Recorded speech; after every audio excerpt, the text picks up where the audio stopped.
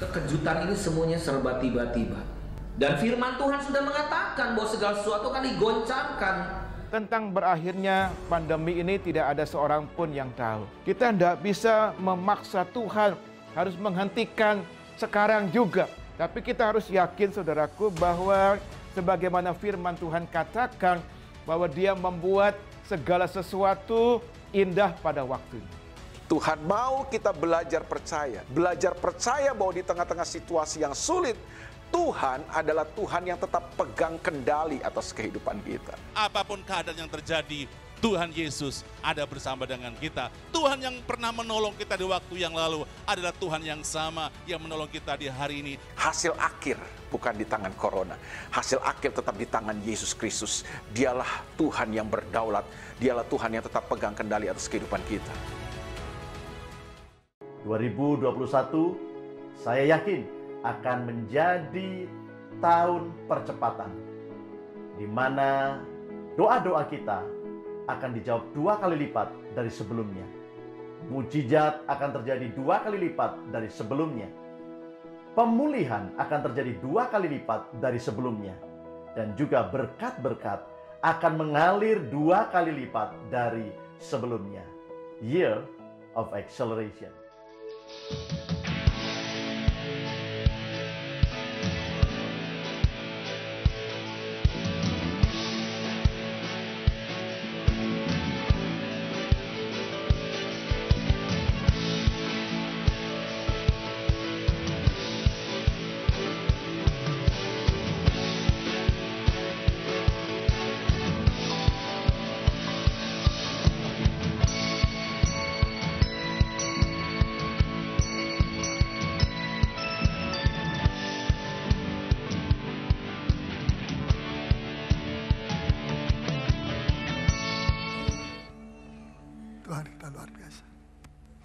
Puji Tuhan.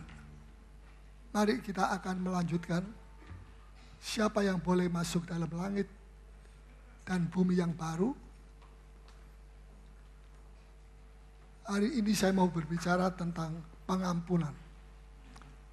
Segala yang ditandai dengan kebenaran dari Allah itu boleh ada dan boleh masuk di dalam langit dan bumi yang baru. Kalau kita baca di dalam Injil Matius pasal yang ke-7,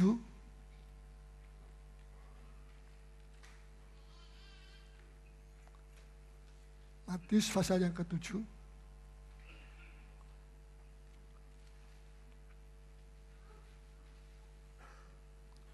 maafkan, pasal yang ke-5, ayat 23 dan seterusnya. Coba tolong bacakan. Matius 5 ayat 23. Sebab itu, jika engkau mempersembahkan persembahanmu di atas mezbah, dan engkau teringat akan sesuatu yang ada dalam hati saudaramu terhadap engkau, ayat 24. Tinggalkanlah persembahanmu di depan mezbah itu. Tinggalkan, bukan batalkan. Tinggalkan mezbah itu artinya ditunda dulu. Terus? Dan pergilah berdamai dahulu dengan saudaramu. Berdamai dahulu, ada kata dahulu. Jadi ada yang harus didahulukan. Bukan persembahan itu yang mesti didahulukan. Tapi berdamai dahulu. Berdamai itulah yang harus didahulukan dengan saudaramu. Terus? Lalu kembali untuk mempersembahkan persembahanmu itu. Ya, lalu kembali. Jadi persembahannya tidak batal. Kembali tapi sudah ada pemberesan, perdamaian untuk mempersembahkan persembahan itu. Ayat 25.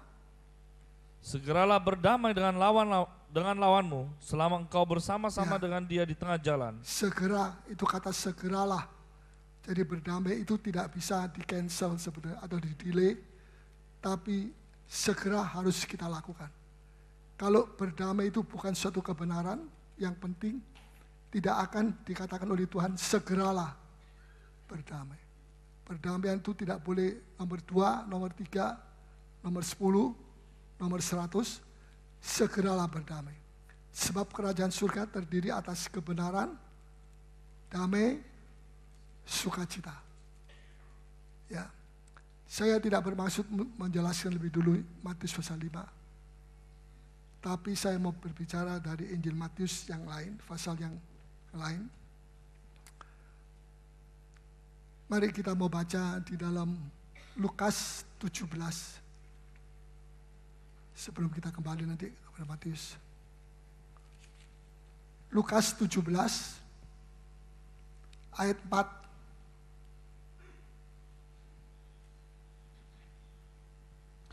Bahkan, jikalau ia berbuat dosa terhadap engkau 7 kali sehari, dan 7 kali ia kembali kepadamu dan berkata, aku menyesal, engkau harus mengampuni dia. Engkau harus mengampuni.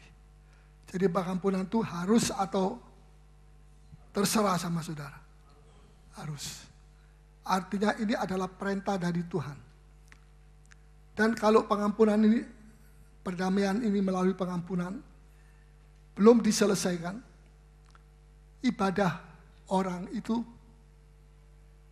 kayak digantung. Ya, di tengah-tengah. Kalau mati orang digantung di tengah, di antara langit dan bumi, wah repot. Nah, ini kuncinya kalau mau persembahanmu diterima oleh Tuhan, yaitu harus mengampuni, artinya membuat perdamaian. Ya. Soal berdamai, seorang murid Kristus harus bisa melakukan itu. Harus mengampuni sesamanya.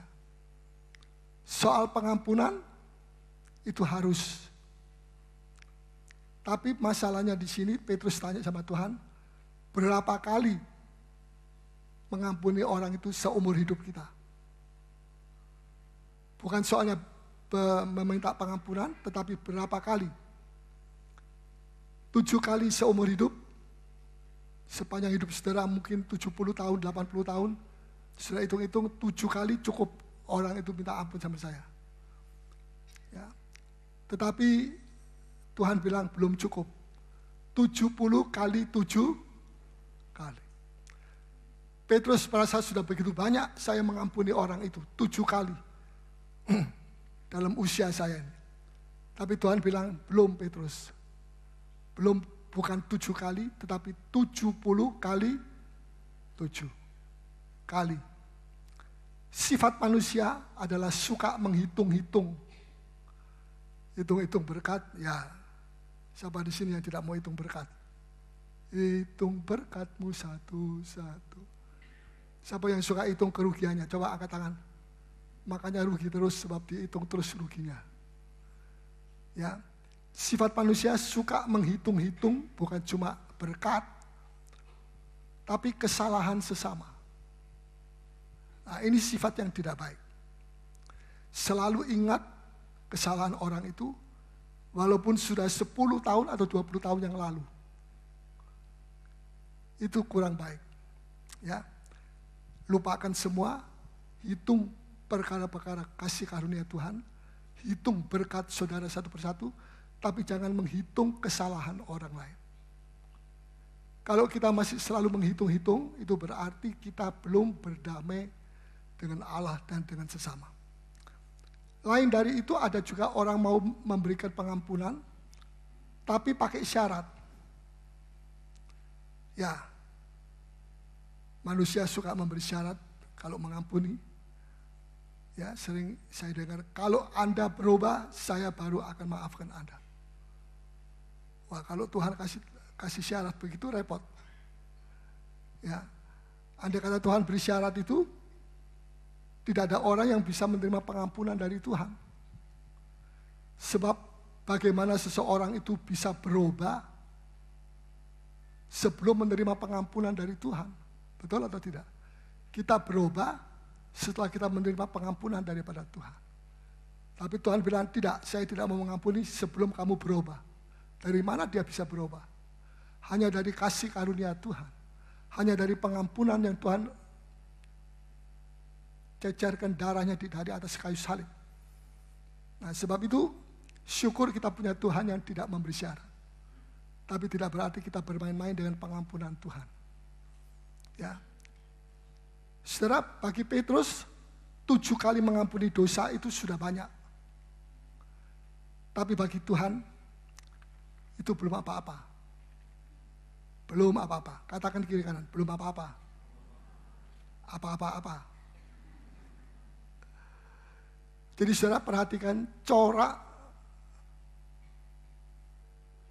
hidup Kristiani itu mengampuni. Itu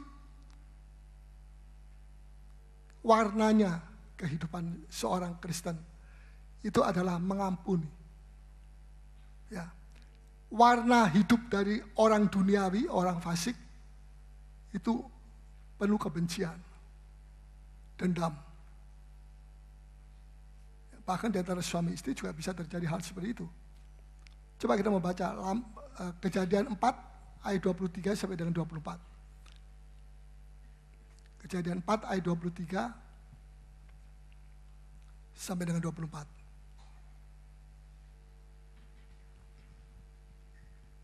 Berkatalah Lamek kepada kedua istrinya itu, Ada dan Zila, Ya.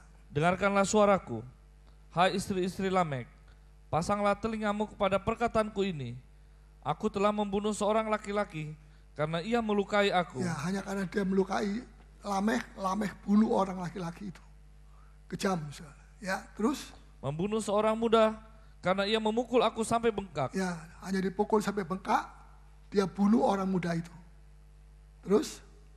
Sebab jika Kain harus dibalaskan 7 kali lipat, maka 7 kali lipat, Kain harus dibalas 7 kali lipat. Terus? Maka Lamek 77 kali lipat. Lameh 77 kali lipat. Pembalasan. Ya. Terus yang satu pengampunan 70 kali 7 kali seperti Petrus. Yang lain pembalasan 77 kali. Ya. Dahsyat tapi dahsyatnya kurang baik ini. Jadi ciri dari orang Kristen itu adalah pengampunan. Kalau kita mengaku kita murid Kristus, tapi kita tidak bisa mengampuni, tidak mau mengampuni, bukan tidak bisa. Ya, terlalu sakit hati saya katanya. Ada orang bilang, saya ini masih banyak luka dalam hati saya. Nah, kalau seorang pemimpin banyak luka, bagaimana dia bisa memimpin orang yang terluka? Betul? Seorang pemimpin, termasuk pemimpin di dalam rumah tangga, pemimpin di dalam gereja, komsel, itu harus bebas lebih dulu dari luka-luka hati, luka-luka batin. Baru dia bisa menasehati, dan baru dia bisa memimpin orang yang terluka hati. Kalau sama-sama luka hati, ini senasib. Ya, dan kurang efektif. Nah, saya mau bacakan sedikit di dalam Yohanes 8 ayat 32. Yohanes 8 ayat 32. Soal kebenaran. Kebenaran itu yang boleh masuk di dalam langit baru dan bumi baru. Ya. Dan kamu akan mengetahui kebenaran. Kamu akan mengetahui kebenaran. Ya, kalau koran tulis di dalam koran itu bukan kebenaran, itu informasi. Tapi apa yang tertulis di dalam Alkitab itu bukan sekedar informasi, itu adalah kebenaran. Dan kebenaran itu punya kuasa. Apa kuasanya? Terus? Dan kebenaran itu akan memerdekakan kamu. Akan memerdekakan kamu. Ya, kebenaran itu akan memerdekakan kamu. Ada banyak 1001 macam kebenaran di dalam Alkitab. Tapi malam ini saya mau berbicara tentang satu kebenaran yang di dalam Injil Matius pasal 5 tadi, yaitu kebenaran tentang mengampuni. Orang yang tidak mau mengampuni tidak bisa masuk Yerusalem baru, apalagi langit dan bumi baru. Perhatikan ini, jangan sampai kita merasa diri kita sudah puas menjadi orang Kristen, tetapi kita belum ada perdamaian yang betul. Ya, masih ada banyak luka-luka di dalam hati batin, dan itu dipelihara terus, diingat terus, memorinya terus diperiksa saben hari, masih ingat atau tidak. Nah, kalau orang itu mengaku dia seorang Kristen, tapi ciri hidupnya seperti itu bungkusnya Kristen, isinya orang duniawi, keduniawian. Saya harap saudara tidak ada yang seperti itu. Jangan kita menjadi Kristen bungkusnya saja sebelah luarnya bagus, tapi isinya tidak sesuai dengan bungkusnya. Kita mau bungkusnya dan isinya baik, sama-sama baik. Amin. Ayat 36, pasal 8 ayat 36. Jadi, apabila anak itu memerdekakan kamu. Siapa anak itu? Yesus. Yesus. Kalau Yesus yang memerdekakan kita. Terus? Kamu pun benar-benar merdeka. Kamu pun benar-benar merdeka. Ya. Hanya Yesus yang bisa memerdekakan kita dari belenggu-belenggu dosa dan sebagainya. Nah, saya sekarang akan masuk di dalam kisah perumpamaan dari Injil Matius 18 ayat 23 sampai dengan 35. Kita baca mulai dari ayat 23.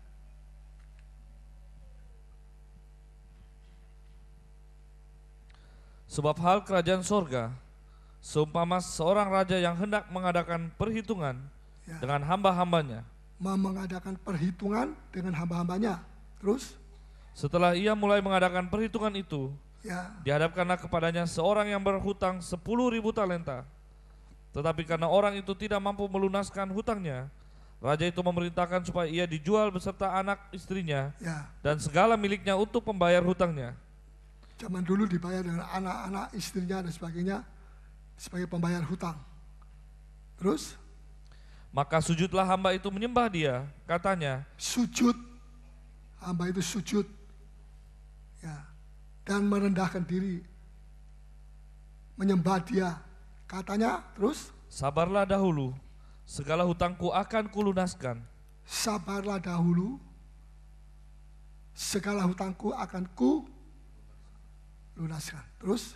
Lalu tergeraklah hati raja itu oleh belas kasihan akan hamba itu. Hati hamba itu, hati raja itu, oleh belas kasihan akan hamba itu. Terus?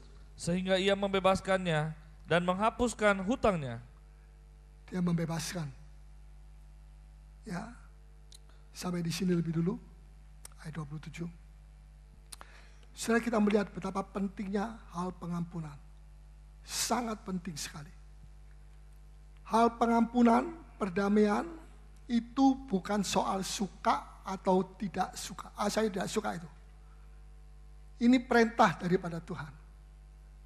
Kalau tidak ada perdamaian daripada Kristus, darah Kristus, saya pikir semua rumah tangga di dunia ini rusak, sudah rusak. Tapi kalau masih ada rumah tangga yang mengalami pergumulan, tetapi mereka menang, itu disebabkan karena ada pengampunan di dalam rumah itu. Pengampunan bukan basa-basi, lahir batin, tapi di belakang masih ngomong negatifnya. Itu tahun baru, tahun baru. Pengampunan, pemaafan tahun baru. Tapi Tuhan mau ayat yang terakhir ayat 35, tolong bacakan. Tuhan mau supaya kita memaafkan dan mengampuni dengan apa? Mari. Maka Bapa-Ku yang di sorga akan berbuat demikian juga terhadap kamu. Apabila kamu masing-masing tidak mengampuni saudaramu dengan segenap hatimu. Dengan segenap, jangan cuma di bibir, tapi dengan segenap hati. Tidak disebut dengan segenap bibir. Dengan segenap hati. Tuhan mau supaya pengampunan itu, pentingnya pengampunan dan perdamaian itu adalah sampai menyentuh hati kita. Mari kita baca ayat 33.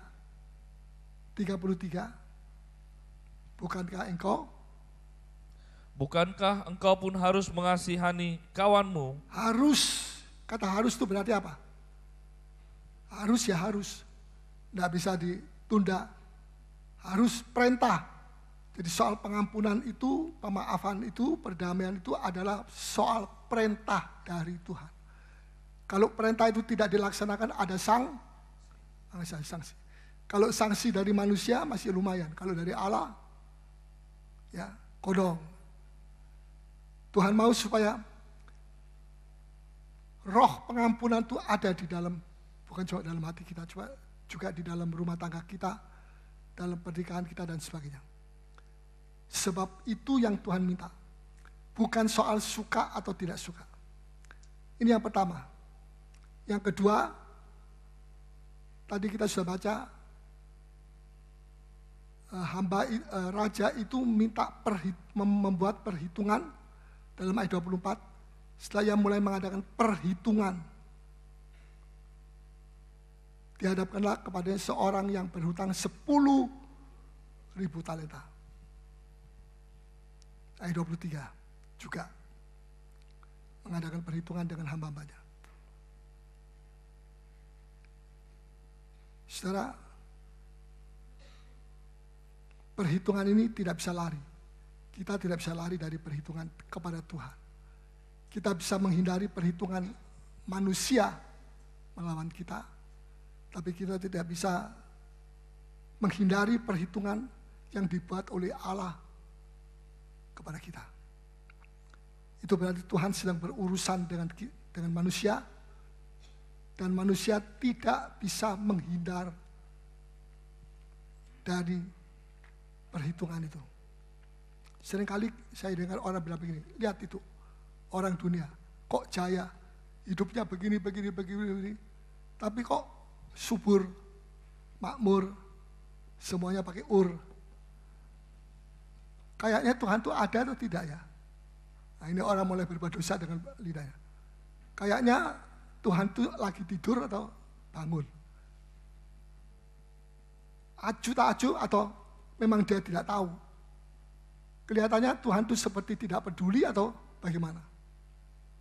Atau tidak ada, Tuhan itu memang tidak ada.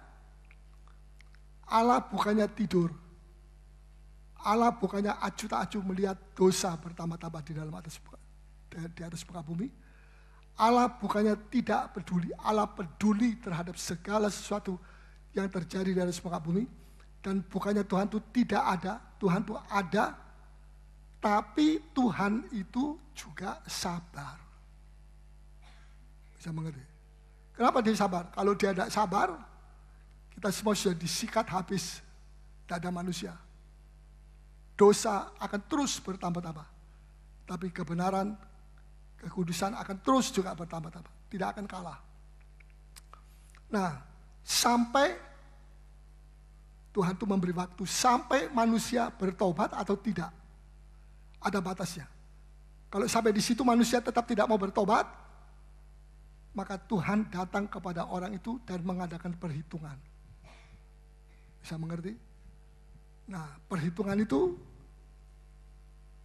kalau manusia tetap mengeraskan hati, sudah diberi waktu cukup, tetap hidup di dalam dosa, maka Tuhan akan datang dan berurusan dengan orang itu. Dan hukuman sudah menunggu di depan pintu. Mengerikan sekali. Ya. Tetapi mari kita mau lanjutkan. Hamba yang pertama yang dipanggil oleh raja itu, utangnya 10.000 talenta. Bisa ditulis di sini 10.000? 10.000. Coba kita baca.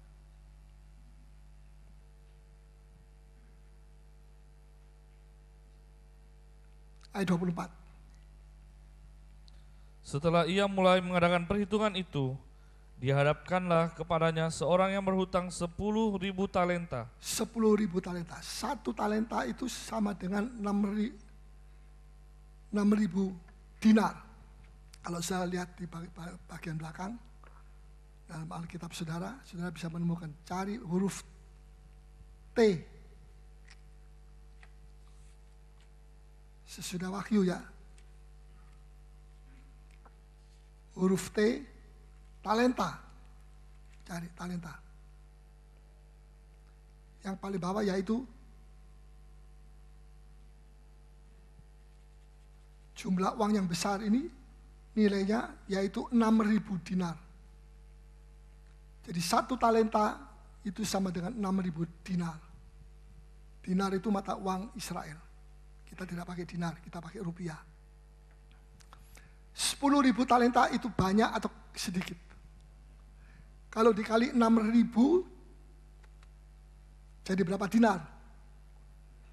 60 juta Ya, 60 juta dinar. 10.000 talenta itu sama dengan nilainya 60 juta dinar. Ya. Tapi karena hamba ini mengakui hutangnya, dia sujud kepada raja.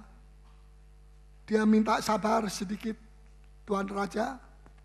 Saya akan lunasi nanti. Dia sujud. Dia mengakui hutangnya, dosanya. Dia merendahkan diri.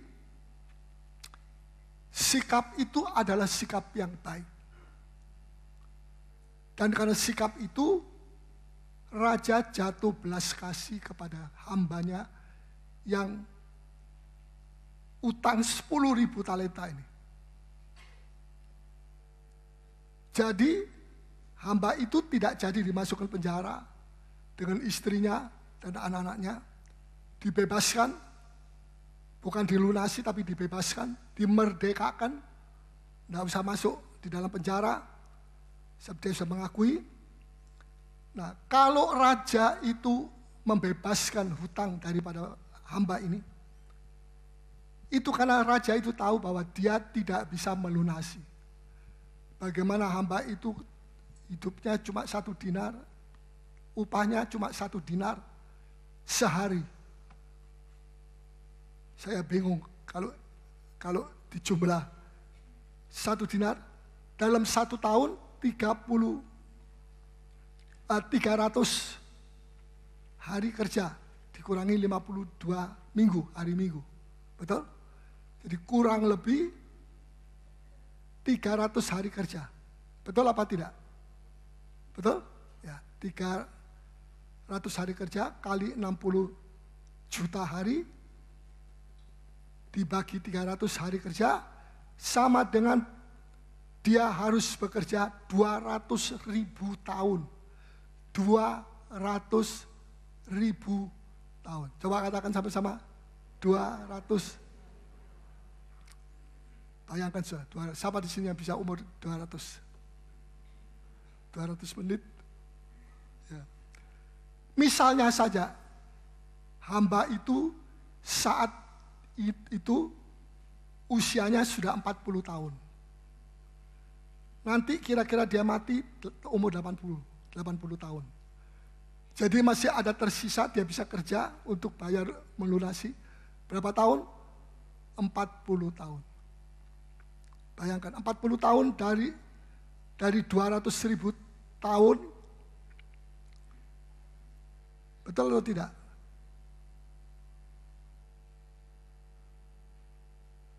$60 juta hari dibagi 300 hari kerja sama dengan 200.000 tahun.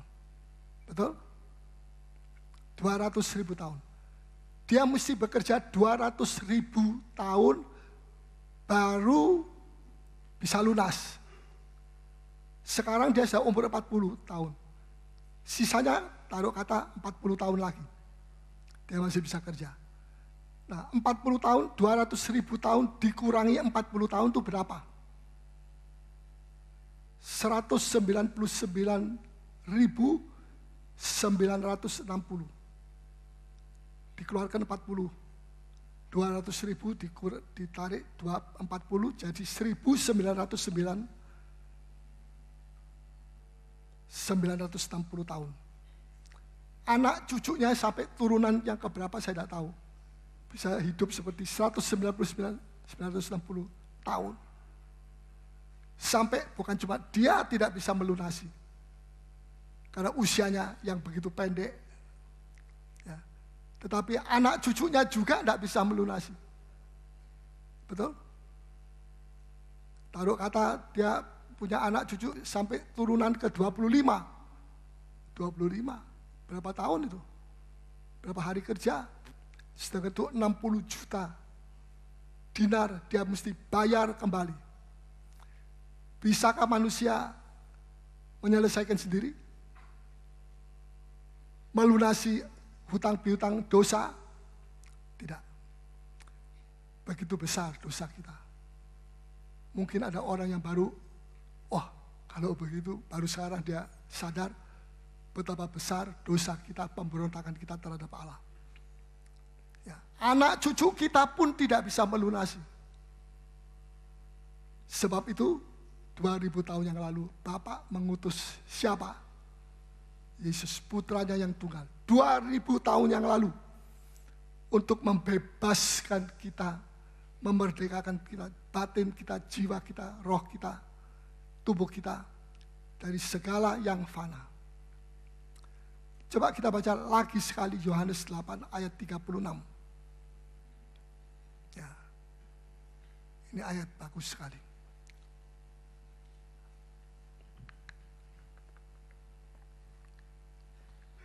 Jadi apabila anak itu memerdekakan kamu. Jadi apabila anak itulah Yesus Kristus memerdekakan kamu. Kamu pun benar-benar merdeka. Kamu pun benar-benar merdeka. Dibebaskan dari apa? Tadi dari utangnya yang 10.000 talenta. Ya. Dibebaskan daripada tekanan-tekanan, daripada dosa dan sebagainya. Kalau anak itu yang memerdekakan kita, kita pun benar-benar merdeka. Puji Tuhan. Nah, akhirnya karena raja itu berbelas kasih, ya sudah, aku merdekakan kamu. Aku bebaskan kamu.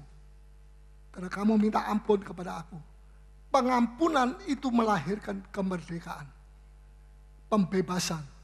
Kalau dia tidak merendahkan diri minta ampun, mungkin dia sudah dimasukkan di dalam penjara. Ya. Al-Qojo menyiksa, kata Matius pasal yang ke-5. Disiksa oleh Al-Qojo dan sebagainya. Jadi saudara, di dalam Alkitab ini ada begitu banyak kebenaran. Salah satu kebenaran itu adalah hal pengampunan. Di mana ada perpecahan, di situ karena tidak ada pengampunan. Bisa mengerti? Kalau tidak ada pengampunan, yang ada apa dalam hati manusia itu? Dendam, balas dendam, benci, dan sebagainya. Ya atau ya? Kita tidak bisa netral. Kalau kita tidak diisi dengan positif, kita akan diisi dengan yang negatif. Tetapi serahkan hati kita kepada Roh Kudus. Dan kalau hati kita penuh firman Tuhan, kebencian dan sebagainya tidak bisa masuk dan merusak hati kita. Ya, menurut penelitian kedokteran medis, ini banyak orang yang sudah ngomong begitu dan saya dengar bahwa orang yang kena sakit kanker itu karena punya kebencian, luka hati. Nah, saudara mau pilih kanker atau merdeka? Kanker atau merdeka? Dua-dua. Tidak wise, tidak bijaksana. Satu di antara dua, yang positif atau negatif. Pengampunan. Sebab itu perlu pengampunan. Pengampunan itu bukan nanti kalau Jumat Agung, sebentar lagi saya ada Jumat Agung. Ya di situ kita menangis sejadi-jadinya. Ya dan kita minta ampun 1 kali 1 tahun. Setelah itu 350 tahun berbuat dosa semaunya sendiri. Tidak, bukan demikian. Kita bersyukur bahwa kalau kita minta ampun, pengampunan itu sudah siap di muka kita. Betul? Karena korban sudah dikorbankan. Kristus adalah domba Allah.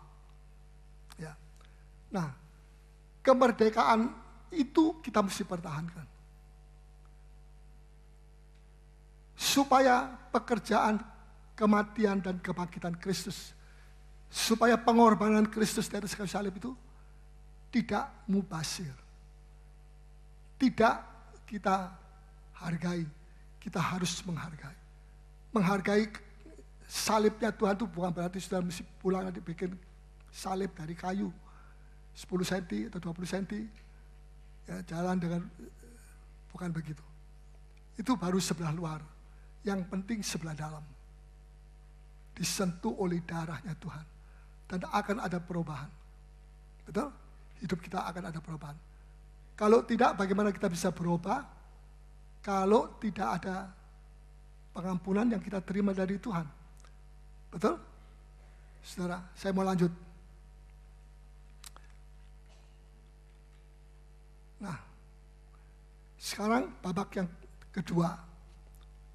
Di dalam Matius ini, ayat yang mulai ayat 28, baca sampai ayat 35.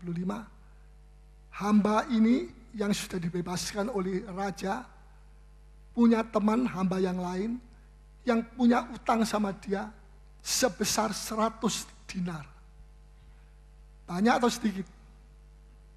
Sedikit. Dibanding dengan 10.000 talenta, 60 juta dinar utangnya dia tadi. 60 juta, bayangkan. Hitung-hitung sampai besok pagi, tidak habis-habis. Ya, 60 juta. Sedangkan hamba ini, temannya hamba ini cuma 100 dinar.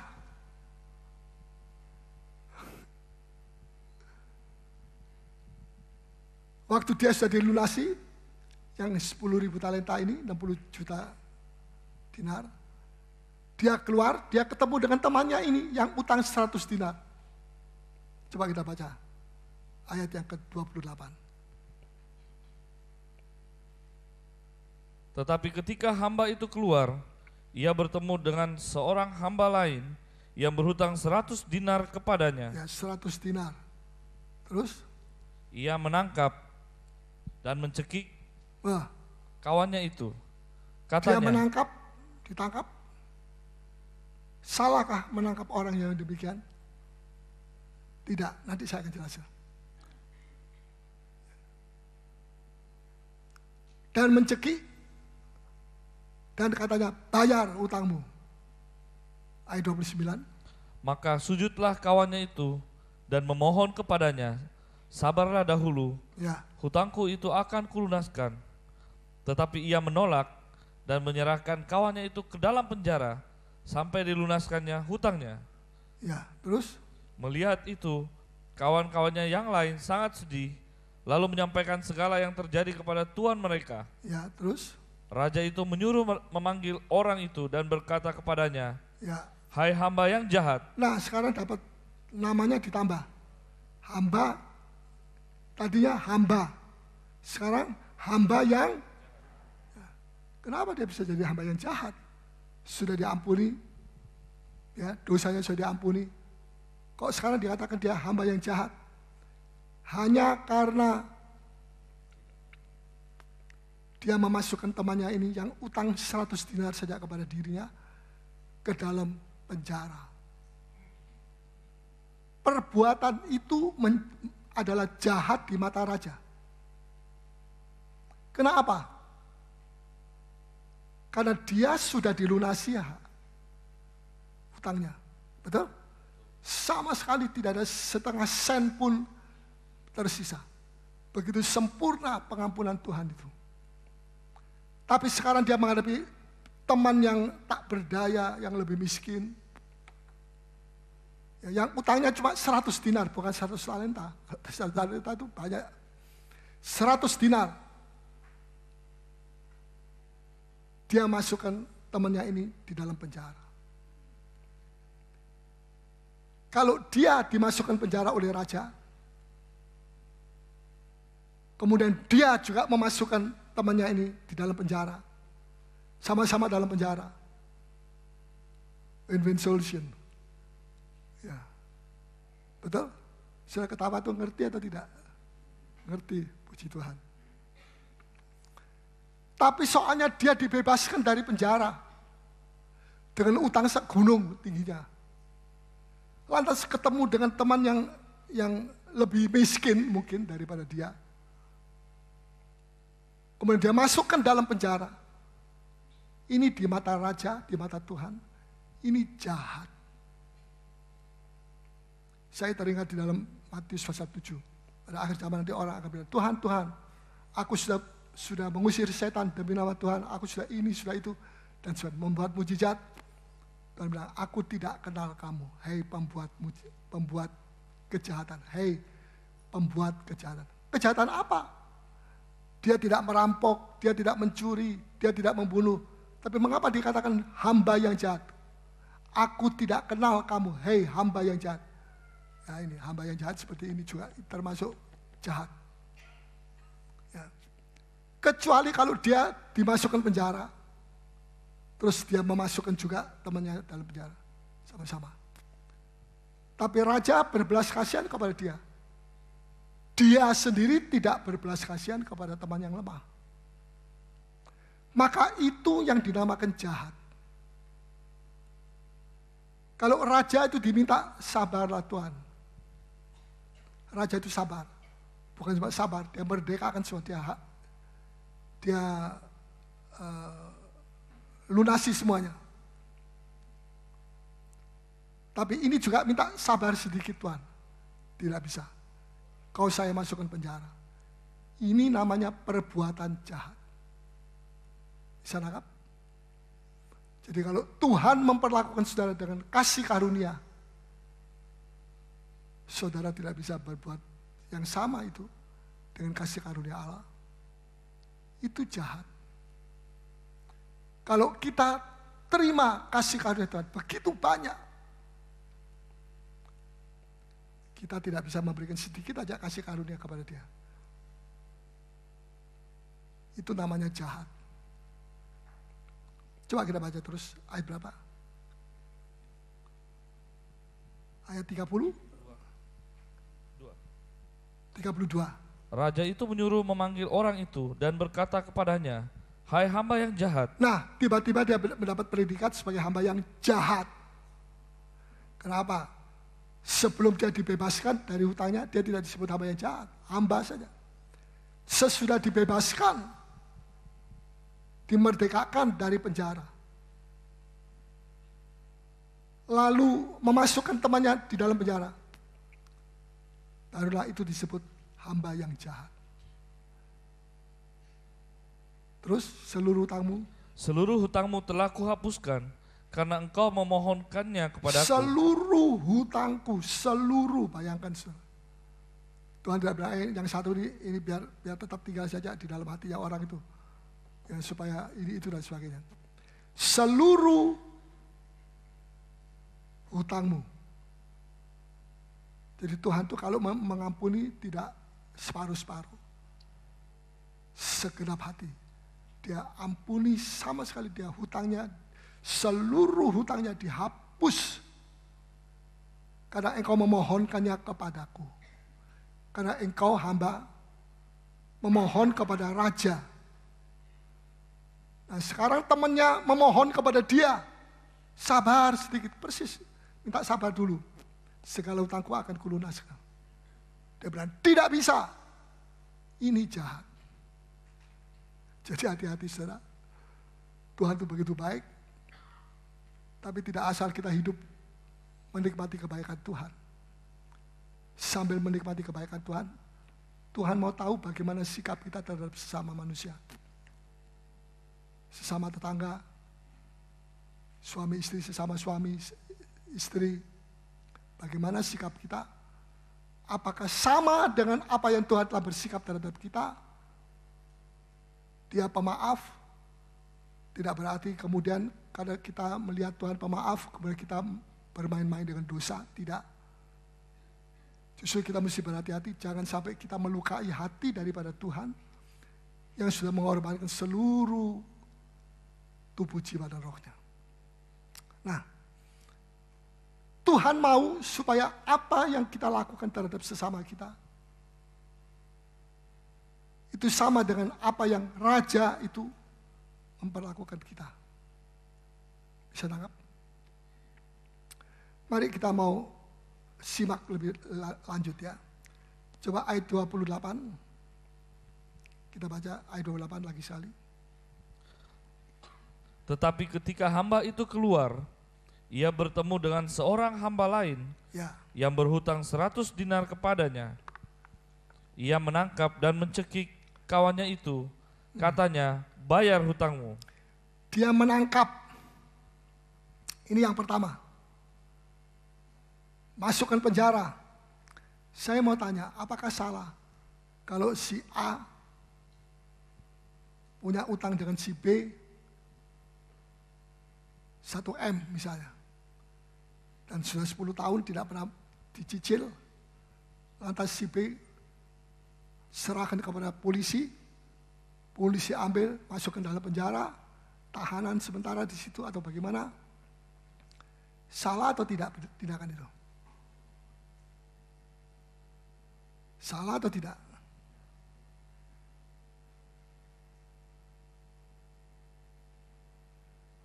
Tidak salah, betul? Yang salahnya apa? Salahnya apa? Perbuatan ini jahat di mata raja karena ia sudah diperlakukan dengan belas kasih. Dia, hamba ini, tidak diperlakukan seperti hamba yang dimasukkan dalam penjara. Dia diperlakukan dengan baik oleh raja. Tidak dibentak-bentak. Dia minta sabar sedikit Tuan Raja. Ya, aku sabar. Ya, bahkan dari kesabaran itu dia bilang, sudah kamu tidak usah melunasi. Dia sabar, dia minta sabar, artinya waktu untuk bisa melunasi. Tapi raja tahu, ini omong kosong, bisa melunasi. Manusia tidak bisa melunasi dosanya. Kecuali Yesus datang kepada dia dan menghapuskan segala dosa-dosanya. Itu saja. Makanya tidak dilunasi oleh raja, ya saya yang melunasi. Karena itu semua talenta punyanya raja. Yang raja perbuat adalah menghapus. Hutangnya dihapus sama sekali. Bisa mengerti? Sehingga kalau dicari, yang lama tidak ada. Tidak ditemukan. Ya, Tuhan begitu baik. Nah, perbuatan ini menjadi jahat di mata raja karena dia tidak diperlakukan sekejam ini. Mengapa dia sekarang memperlakukan temannya sekejam itu? Masuk penjara itu, masukkan penjara kejam itu. Ya. Diperlakukan dengan baik, tapi dia memperlakukan dengan tidak baik. Itu adalah perbuatan yang jahat. Kita mesti hati-hati, kita mesti periksa diri kita. Ya, tidak usah kita periksa orang lain. Diri kita sendiri, supaya jangan kita menjadi hamba yang jahat ini. Kemudian dia kaget, dia frustrasi, dia bilang, Tuhan, saya sudah mengusir setan, 7 setan, keliling-keliling. Bukan itu menjadi ukuran. Ukuran kita adalah buah-buah roh. Dan buah-buah roh itu sabar, kasih, sukacita, percaya, dan sebagainya. Pengendalian diri, pengendalian nafsu. Nah, andai kata hamba ini tidak mendapat pengampunan dari raja, maka bolehlah dia bersikap seperti itu. Masukkan penjara, karena aku juga masuk penjara. Tapi dia sudah dibebaskan dari penjara. Dia masih memperlakukan sekejam seperti kalau dia masuk penjara. Bisa nangkap? Jadi Tuhan itu memperhatikan apa yang dikerjakan oleh umat Tuhan di atas muka bumi. Jangan berat sebelah. Ya, saudara, penting atau tidak pengampunan? Penting sekali. Pengampunan itu harus selalu ada di dalam rumah kita. Betul? Dalam Mazmur 133, coba ayat yang pertama. Dikatakan di situ, alangkah indahnya saudara bersaudara duduk.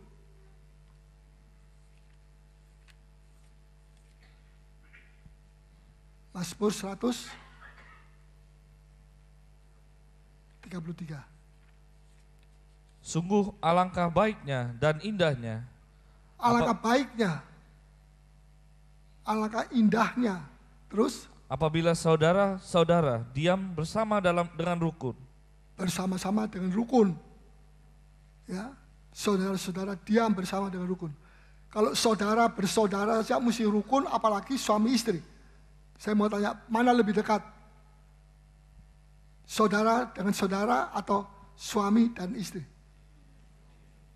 Istrinya sendiri ya. Tentu suami istri. Saudara bersaudara bisa pisah. Suami istri bisa menyakitkan hati, anak-anaknya jadi korban. Nah, kalau saudara bersaudara aja sudah harus rukun, apalagi suami istri, orang tua anak, dan sebagainya. Terus ayat 2.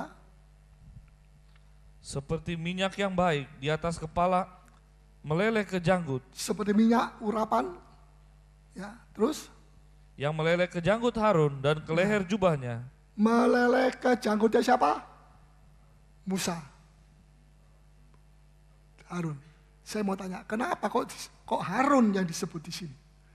Mengapa kok tidak Musa? Harun itu siapa? Musa itu siapa? Musa itu pemimpin Israel. Gembala Israel. Harun itu siapa? Harun itu adalah imam besar. Dia punya jabatan cuma imam besar. Itu yang tertinggi di dalam tabernakel. Ya. Kenapa kok disebut Harun di sini? Imam besar. Supaya sewaktu-waktu rumah tangga itu membutuhkan pengampunan, imam besar, pelayanan imam besar Harun segera bisa menyelesaikan itu. Bisa nangkap? Tidak perlu telepon dulu, intel dulu ke Singapura, nanti 3 hari lagi baru datang imam besar Harun, ya mirip Singapura, tidak. Harun itu disebutkan di situ, di dalam tempat itu yang ada kerukunan. Jadi tidak ada alasan untuk kita bilang, wah saya ini belum berdamai, karena saya cari imam besarnya kok tidak datang, kok tidak ada, ini hari cuti. Imam besar Harun selalu siap sedia untuk mendamaikan dan mengampuni dosa-dosa kita. Siapa itu imam besar Harun? Yesus Kristus. Luar biasa. Ya, ayat 3. Seperti embun gunung Hermon yang turun ke atas gunung-gunung Sion. Ya. Sebab kesanalah Tuhan memerintahkan berkat. Kesanalah Tuhan memerintahkan berkat. Terus? Kehidupan untuk selama-lamanya. Kehidupan, warisan kehidupan itu apa? Kasih karunia. Dalam 1 Petrus 3 ayat 7. Untuk selama-lamanya. Nah, di sini disebut-sebut apa? Berkat. Siapa yang tidak suka berkat? Siapa yang tidak mau berkat? Semua mau berkat. Betul? Oh, enggak betul ya? Betul? Siapa yang mau berkat angkat tangan? Saya dua-dua. Ya. Memerintahkan berkat. Semua orang suka berkat. Betul? Dan biasanya kalau kita disuruh nulis 3 ayat ini, Mazmur 133, ayat 3-nya, berkat itu kita tulis ayat 1 lebih dulu. Ya, banyak orang Kristen ikut Tuhan hanya karena mau dapat berkat. Kalau percobaan, salib, tak mau, ngomel.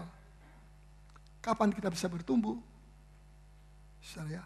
Nah, tapi di sini berkat itu ditaruh di ayat yang paling akhir. Wah, nanti berkatnya kecil ini kalau ditaruh tempat ayat. Tidak. Utamakan Tuhan. Makin kita utamakan Tuhan, berkat itu akan diperintahkan. Ini berkat tidak datang seperti nomplok dari atas langit. Tidak. Berkat ini datang kepada kita dengan cara apa? Diperintahkan. Coba baca baik-baik ayat 3b. Memerintahkan, kesanalah Tuhan memerintahkan berkat. Karena diperintahkan, jadi kebetulan atau tidak? Tidak kebetulan. Kalau dikatakan memerintahkan berkat, mesti ada yang memerintah. Siapa yang memerintah? Tuhan. Sebab di sini dikatakan, sebab kesanalah Tuhan memerintahkan berkat. Kalau malaikat atau orang lain, roh halus dan sebagainya, memerintahkan berkat, bisa dicuri oleh iblis. Tapi kalau Tuhan yang memerintahkan berkat, tidak ada satu pencuri bisa. Tidak ada satu paluka. Berkat kehidupan untuk selama-lamanya. Haleluya. Setelah kalau saya bandingkan dosa hamba ini, utangnya dengan raja, dengan utangnya dia dengan sesama teman-teman sesamanya, ini seperti langit dan bumi. Utangnya dia begitu besar. Utangnya temannya cuma 100 dinar. Ya. Kesimpulannya begini, kesalahan sesama itu tidak ada artinya dibanding kesalahan kita kepada Tuhan. Betul? Kesalahan kita terhadap Tuhan itu seperti gunung yang begitu besar. Kesalahan sesama kita seringkali kecil, tapi dibesar-besarkan. Mestinya kecil jadi habis. Sebab kalau besar, memorinya juga besar. Orang yang selalu negative thinking, pikir yang salah, pikir yang negatif, itu suka membesar-besarkan hal yang kecil, yang mestinya ditutup habis, ditumpas habis. Tapi ini di blow up, bukan blower seperti wanita-wanita blower lain itu. Kesimpulannya kita tuh punya Tuhan yang murah hati. Dia tidak hitung-hitung dulu, nanti saya hitung dulu, saya keluarkan sweet puasa. Kata. Ya, berapa untungnya saya, berapa meruginya saya. Langsung dia bilang, aku sudah bebaskan semua. Aku sudah ampuni semuanya. Nomor 2, nomor 1 tadi menangkap. Nomor 2, mencekik atau mencekek. Mencekik, ayat 28. Terakhir ayat 28, ia menangkap. Ya, silakan. Tetapi ketika hamba itu keluar, ia bertemu dengan seorang hamba lain yang berhutang 100 dinar kepadanya. Ya. Ia menangkap dan mencekik. Pernah dicekik orang? Belum. Tak pernah? Belum. Syukur, lebih bagus. Mencekik, saya mau tanya, apakah raja itu pernah mencekik hamba yang jahat ini? Kenapa dia kok bisa mencekik temannya? Belajar taekwondo dari mana ini? Apakah mencekik ini jahat? Jahat? Jahat. Kenapa? Karena dia tidak diperlakukan seperti itu oleh raja. Dia tidak pernah dicekik, goyang-goyang kiri kanan, muka belakang. Tidak pernah. Begitu baik itu raja. Kok dia ini begitu mencekik? Nah, kalau dia sudah kurus, hampir mati dia kalau dicekik. Andai kata dia diperlakukan kejam oleh raja, sekarang dia memperlakukan kejam temannya, ya masuk akal. Tapi saudara, tidak ada satu ayat mengatakan dia dicekik oleh raja. Raja Yesus itu begitu baik sekali. Tidak diperlakukan seperti itu oleh raja. Sekalipun utangnya dia jauh lebih besar daripada utangnya temannya itu. Ya, inilah gambaran dari seorang yang tidak mau mengampuni sesama yang bersalah. Dan seringkali manusia itu suka berdosa. Oh, tidak apa-apa saya tidak apa-apa, saya sudah bebas. Tidak apa-apa. Tapi di belakang masih ada apa-apa. Nah, itu tidak boleh. Kalau saudara mau diberkati oleh Tuhan, saudara mau dipakai oleh Tuhan, mari kita bersihkan. Ya. Sikap yang ketiga, hamba ini tidak disebut, tetapi maafkan, kita sebut sendiri dia adalah hamba yang kejam. Kalau dia tidak diperlakukan dengan baik oleh raja, dia masukkan penjara, ya itu terserah. Tapi dia sudah dibebaskan, diampuni, sekarang dia memasukkan hamba ini di dalam penjara, maka ini perbuatan kejam. Perbuatan kejam ini jadi labelnya dia setelah dia bertindak kejam kepada temannya ini. Saudara, Tuhan Yesus berlaku penuh belas kasih. Amin. Sikap kita kepada sesama harus sama sebetulnya dengan sikap Kristus terhadap kita. Ini bisa terjadi kalau Kristus ada di dalam. Kalau Kristus di luar kita, tidak bisa. Yang keempat, dia bersikap sabar. Raja sabar.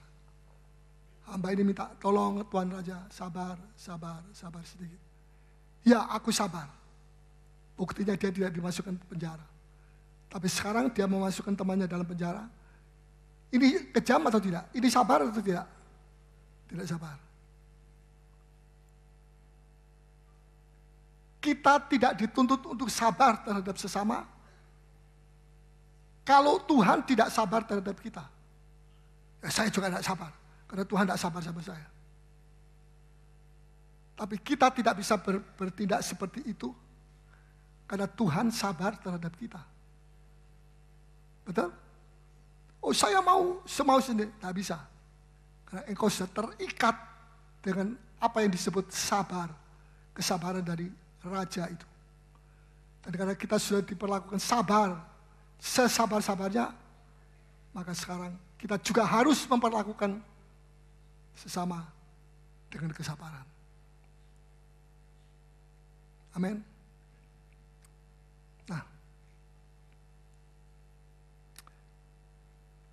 saya percaya, saudara, mari ayat terakhir kita baca. Kolose 3 ayat 13.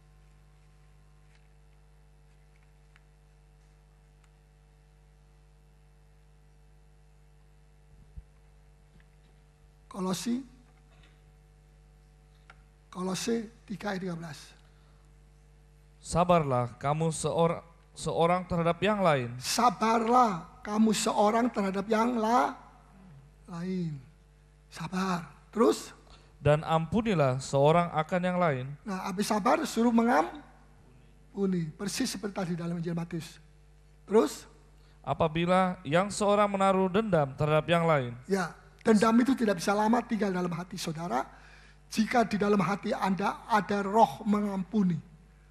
Tapi mengapa itu kebencian bisa sampai bertahun-tahun dalam hati manusia? Karena tidak ada roh mengampuni.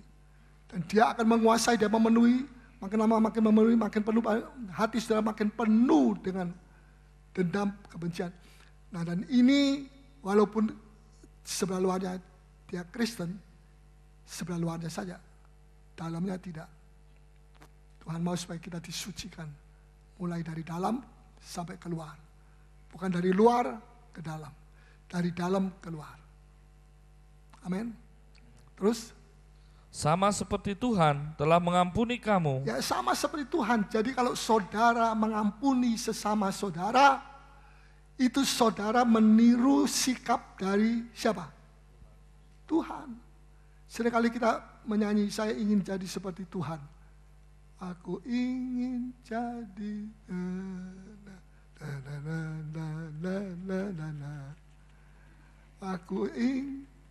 aku jadi sama Tuhan. Dan wah, pintar semua ini. Haleluya. Kalau kita mau jadi seperti Tuhan Yesus, ampuni teman saudara yang sudah sakit hati. Ampuni orang yang ngerasani Anda. Bukan tambah luka hati itu saya luka. Kemarin 1 luka, sekarang 2 luka. Kenapa? Itu si A itu ngomong-ngomong terus. Kalau saudara ada roh pengampunan di dalam hati saudara akan terus sehat. Biar ada omongan negatif, biar saudara tahu isi hati saudara tidak ada tuduhan di dalam hati saudara hidup dalam kebenaran dan kekudusan. Saudara tidak gampang hati saudara itu dijadikan tempat burung-burung najis, yaitu dendam, benci, ya, dan sebagainya. Mari kita menjadi seperti Tuhan. Jangan cuma nyanyi saja. Aku hendak iring Yesus. Ya, tapi mau jadi sama seperti Tuhan. Bukan sombong. Nanti orang bilang apa kalau saya bilang, saya mau jadi sama dengan Tuhan. Tidak usah gembar-gembor mau jadi sama dengan Tuhan. Buktikan dengan praktek saudara. menghidupi firman ini, menjiwai firman ini, dan melakukan firman ini, maka saudara akan menjadi sama seperti Yesus Kristus, mengampuni orang yang bersalah terhadap saudara. Mau? Silakan praktek.